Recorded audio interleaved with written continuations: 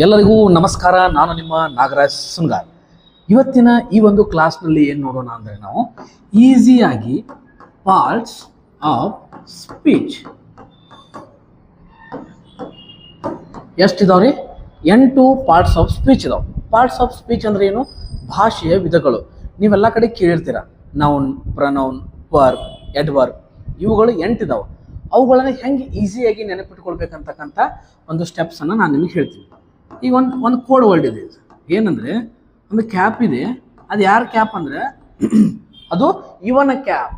ಅಂದರೆ IVANCAPP. ಇವನ್ cap ಅಂತಕ್ಕಂಥದ್ದು ನಿಮಗೆ ಗೊತ್ತಿರಬೇಕು. ಇವನ್ ಕ್ಯಾಪ್ ಅಂತಕ್ಕಂಥದ್ದು ನೋಡ್ರಿ, ಇಲ್ಲಿ ಏನು ಬರ್ತದ? ಐ ಅಂದರೆ ಏನ್ರಿ? Inter ejection. ವಿ ಅಂದರೆ ಏನ್ರಿ? ವರ್ಬ್. ಎ ಅಂದರೆ ಏನ್ರಿ? ಎಡ್ವರ್ಬ್. Yes, adverb. ಆಮೇಲೆ ಎನ್ ಅಂದರೆ ಏನ್ರಿ? ನೌನ್. ಎನ್ ಅಂದರೆ ಏನ್ರಿ? ನೌನ್. ಆಮೇಲೆ ಸಿ ಅಂದರೆ ಏನ್ರಿ? ಕಂಜಂಕ್ಷನ್. ಆಮೇಲೆ ಪಿ ಅಂದರೆ ಏನ್ರಿ? ಪಿ ಅಂದ್ರೆ ಒಂದು ಪ್ರನೌನ್ ಬರ್ತದ. ಇನ್ನೊಂದು ಪಿ ಅಂದ್ರೆ ಏನು ಬರ್ತದ್ರಿ? ಪ್ರಿಪೋಸಿಷನ್ ಬರ್ತದ. ಏನು ಬರ್ತೈತ್ರಿ?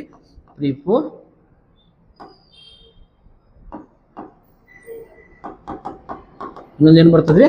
ಪ್ರಿಪೋಸಿಷನ್ ಅಂತಕ್ಕಂಥದ್ದು ಬರ್ತದ.